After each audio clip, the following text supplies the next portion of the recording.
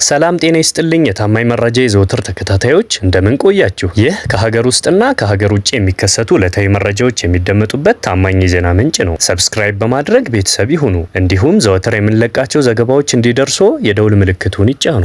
የወለደቻትን የ11 ዓመት ታዳጊ ልጅ ከእንጀራ አባቷ ጋር በማበር በአሰቃቂ ሁኔታ የግድያ ወንጀል የፈጸሙት የቅጣት ውሳኔ ተላለፈባቸው። ተከሳሽ ወላጅ እናትና እንጀራ አባት በሞት እንዲቀጡ የፌዴራል ከፍተኛ ፍርድ ቤት በዛሬው ዕለት በዋለው ችሎት ውሳኔ አስተላልፏል። የወንጀል ድርጊቱ የተፈጸመው ጥቅምት 30 ቀን 2015 ዓመተ ምህረት በግምት ከምሽቱ 3 ሰዓት በሚሆንበት ጊዜ ወረዳ 04 በልዩ ስሙ ካባ ሰፈር እየተባለ በሚጠራው ስፍራ የግድያ ወንጀል መፈጸሙን የድሬዳዋ ፖሊስ ኮሚሽን ወንጀል ምርመራ ዘርፍ የታክቲክ ምርመራ ዳይሬክተር ተወካይ ኢንስፔክተር ተመስገን ተሰማ ለብስራት ራዲዮ ተናግረዋል። የድሬዳዋ ፖሊስ ጠቅላይ መምሪያ ወንጀል ምርመራ ዘርፍ ከፌዴራል ጠቅላይ አቃቤ ሕግ ጋር በመናበብ በተሰራው ስራ አንደኛ ተከሳሽ ሀና በየነ የተባለች የሟች ታዳጊ ወላጅ እናትና ሁለተኛ ተከሳሽ ብሩክ አለሙ የተባለው የሟች ታዳጊ እንጀራ አባት ፍቅርና እንክብካቤ የምትሻውን የ11 ዓመት ታዳጊ ከወላጅ አባቷ ጋር እንዳትገናኝ ብሎም የመማር መብቷን በመንፈግ በአሰቃቂ ሁኔታ በማፈን በከባድ ሁኔታ በመደብደብ ከባድ የግድያ ወንጀል ሊፈጽሙባት ችለዋል። በዚህም ፖሊስ አጣርቶ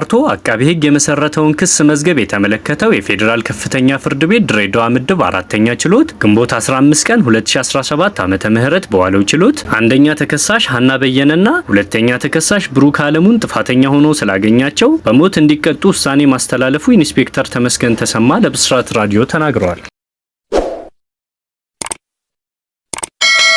ምጧን ተቋቁማ ለ3 ሰዓት የቀጥታ ስርጭት ዜና መርታ የጨረሰችው ዜና አንባቢ ዓለምን አጀብ አሰኝታለች። በኒውዮርክ የሚገኝ አንድ የዜና ቻናል የጧት ፕሮግራሙን በቀጥታ ስርጭት እያስተላለፈ ባለበት ሰዓት ኦሊቪያ የተባለችው የዜና አቅራቢ የመውለጃ ጊዜዋ እየቀረበ በመሆኑ የእንሽርት ውሃ ይፈሳታል። ምንም እንኳን ቀጥታ ስርጭቱ ከመጀመሩ በፊት ቢሆንም የእንሽርት ውሃ ይፈሰሳት ያለችበትን ሁኔታ በመቋቋም ለ3 ሰዓታት ያህል የሚቆየውን ፕሮግራም መርታ ጨርሳለች። አብራት ስታቀርብ የነበረችው ጁሊያ አዱን ስለ ጓደኛዋ ሁኔታ በተደጋጋሚ ለተመልካቾች በፌስቡክ ቀጥታ ስርጭት ላይ ያሳወቀችም ነበር። ይህም ታዲያ በብዙዎች ዘንድ አትኩሮትን ስቧል። ታዲያ የመጀመሪያዋን ልጅ ለመውለድ የተቃረበችው ኦሊቪያ በማስታወቂያ እረፍትም ጭምር ለብርታት በሚል እርጎ ስትጠቀም ነበር። በተመልካቾች ዘንድም ለስራዋ ያላት አክብሮትና በዚያ የጭንቅ ሰዓት ውስጥ ሆና በተረጋጋ መንፈስ ስራዋን መስራት መቻሏ በብዙ ተመልካቾች ዘንድ አድናቆት እንዲቸራት አድርጓል። በሰጠችው ቃለ መጠይቅ ላይ በዚያ የጭንቅ ሰዓት ሆስፒታል ውስጥ ሆኜ ከማሳልፍ ስራዬ ላይ ሆኜ ማሳልፌ ጭንቀቴን ቀንሶልኛል ብላለች። በእርግጥ እንዲህ ያለው ሁኔታ የሚመከር ባይሆንም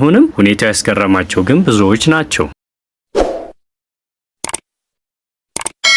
ፕሬዝዳንት ትራምፕ ሩሲያ ጦርነት ለማቆም ዝግጁ አለመሆኗን ተናገሩ። የአሜሪካው ፕሬዝዳንት ዶናልድ ትራምፕ ከአውሮፓ መሪዎች ጋር በስልክ ባደረጉት ውይይት ፕሬዝዳንት ፑቲን እያሸነፍኩ ነው ብለው እንደሚያስቡና ለሰላም ድርድር ዝግጁ እንዳልሆኑ ተናግረዋል። ታዲያ እነዚህ የአውሮፓ መሪዎች የፑቲንን አቋም ቀድሞውን የሚያውቁ ቢሆንም ከትራምፕ ሲሰሙት ለመጀመሪያ ጊዜ ነው። ምንም እንኳን ትራምፕ ፑቲን ለሰላም ዝግጁ አይደሉም ወደሚለው ሀሳብ የመጡ ቢመስሉም ዜሌንስኪና የአውሮፓ መሪዎች እንደሚፈልጉት በሩሲያ ላይ ጠንካራ አቋም መውሰድ አልቻሉም። ፕሬዝዳንት ትራምፕ በመጀመሪያ ፑቲን የተኩስ አቁም ስምምነቱን ካልተቀበሉ ማዕቀብ ሊጥሉ እንደሚችሉ ሀሳብ አቀርበው የነበረ ቢሆንም አሁን ላይ ግን ሀሳባቸውን በድጋሚ ቀይረዋል። በዚህም ትራምፕ በማዕቀቡ ምትክ ከሰኔ አጋማሽ ጀምሮ በሩሲያና በዩክሬን መካከል ፈጣንና አነስተኛ ንግግር በቫቲካን እንዲካሄድ ግፊት እያደረጉ ይገኛሉ። የአውሮፓ ህብረት ትራምፕ በፑቲን ላይ ተጨማሪ ማዕቀቦችን እንዲጥሉ ለማድረግ ያደረገው ጥረት ባይሳካም የፑቲንን አቋም ትራምፕን ጨምሮ ለሁሉም ሰው ግልጽ ለማድረግ ረድቷል ሲል አናዶሉ ዘግቧል።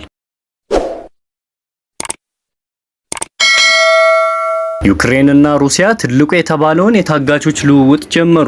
ዩክሬንና ሩሲያ በመካከላቸው ከተጀመረ ጦርነት ወዲህ ትልቁ የተባለውን የታጋቾች ልውውጥ መጀመራቸው ተገልጿል። ይህ በ3 ቀናት ውስጥ 2000 እስረኞችን ለመለዋወጥ ያለመ የመጀመሪያው ምዕራፍ ሲሆን ከሁለቱም ወገን 1000 ታጋቾች ይፈታሉ ተብሎ ይጠበቃል። የሩሲያ መከላከያ ሚኒስቴር እንደገለጸው በዛሬው ዕለት 270 የዩክሬን ወታደር አባላትና 120 ሲቪሎች በአጠቃላይ 390 ታጋቾች ወደ ዩክሬን ተመልሰዋል። ወታደሮቹ ወደ ዩክሬን ከተሻገሩ በኋላ የዩክሬኑ ፕሬዝዳንት ቮሎዲሚር ዜሌንስኪ በማህበራዊ ገጻቸው ላይ ዜጎቻችንን እየመለስን ነው ሲሉ ጽፈዋል። ይህ ልውውጥ በሁለቱ ሀገራት መካከል በግጭቱ ወቅት የሚነሱ ሰብአዊ ጉዳቶችን ለመፍታት እየተደረገ ያለውን ጥረት ያሳያል ተብሏል።